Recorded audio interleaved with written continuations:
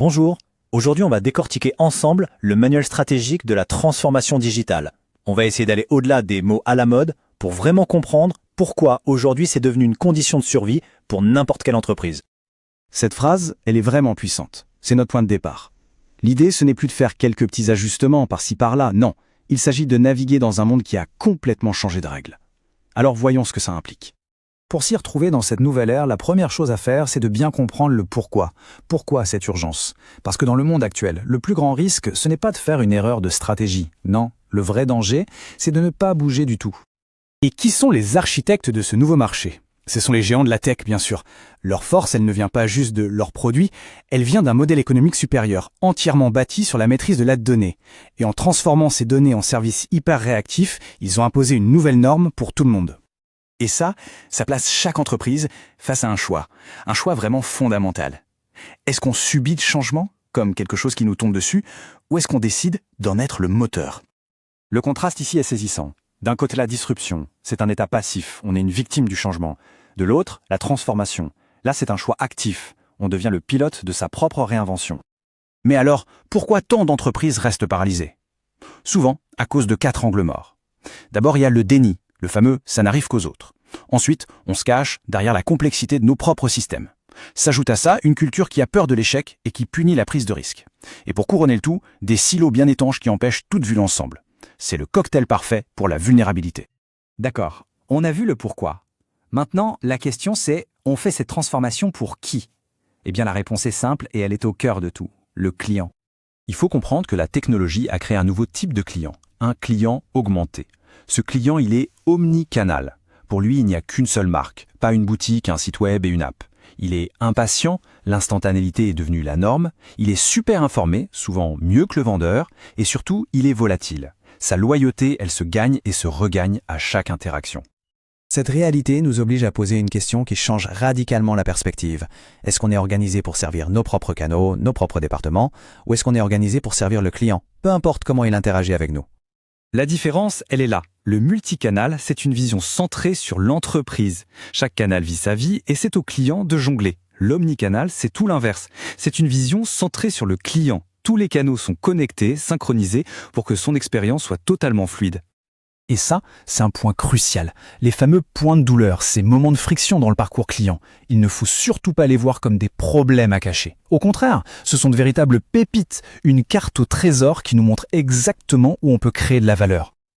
Ok, améliorer l'expérience client, c'est la base, c'est vital. Mais attention, ça ne suffit pas. L'étape d'après, c'est de s'attaquer au cœur du réacteur, le modèle économique lui-même. Réfléchissons un instant. Si on regarde les plus grandes disruptions de l'histoire, est-ce qu'elles venaient vraiment d'un produit un tout petit peu meilleur ou d'une façon radicalement nouvelle de faire les choses? La plupart du temps, les menaces les plus dangereuses viennent de l'innovation de modèles. Améliorer son produit, c'est important, mais c'est une bataille sans fin dans un océan rouge plein de concurrents. Changer le modèle, c'est différent. C'est créer un océan bleu, un nouvel espace de marché où on est seul. Uber n'a pas inventé une meilleure voiture, il a inventé un nouveau modèle. Aujourd'hui, on voit principalement 3 grands modèles digitaux émerger. D'abord, l'abonnement, où on passe de la propriété d'un bien à un droit d'usage. Ensuite, la plateforme, qui ne vend rien elle-même, mais qui connecte des gens et crée de la valeur grâce à son réseau. Et enfin, le freemium, où on offre un service gratuit pour attirer un maximum d'utilisateurs et en convertir une partie en clients payants. Bon, une super stratégie, une obsession client, un nouveau modèle économique, c'est très bien. Mais sans les bons outils pour mettre tout ça en musique, ça reste juste une bonne idée. Parlons donc du avec quoi, la technologie. Et là, attention, c'est une distinction qui est absolument fondamentale. La technologie n'est pas la stratégie. C'est l'erreur classique de commencer par l'outil. Non, la technologie est un catalyseur. C'est ce qui permet à la stratégie de devenir agile, intelligente et de passer à grande échelle. Elle doit toujours être au service de la stratégie et jamais l'inverse. Il faut imaginer un triptyque gagnant, un véritable écosystème inséparable. Le cloud, c'est le terrain de jeu. Il offre l'agilité et la capacité de calcul. La donnée, c'est le carburant, c'est l'intelligence brute. Et l'intelligence artificielle, c'est le moteur. C'est elle qui consomme ce carburant pour créer de l'action, de l'automatisation et des expériences personnalisées. On a vu le pourquoi, le pour qui, le comment et le avec quoi. On arrive maintenant à la partie la plus importante finalement, comment appliquer ce cadre à sa propre réalité. Il faut voir la maturité digitale comme un voyage, pas comme une destination finale. Et comme pour tout voyage, la première étape, c'est de savoir d'où on part. Ça demande un autodiagnostic honnête et lucide. Ce voyage se fait en plusieurs étapes. On part souvent du niveau initial, un peu chaotique, très manuel. On passe ensuite par une phase opportuniste, avec des initiatives digitales isolées. Puis on arrive à l'intégration, où une vision commence à émerger. L'étape d'après, c'est l'optimisation, où tout est piloté par la donnée. Et enfin, le Graal, le niveau natif, où l'entreprise devient totalement adaptative, presque vivante.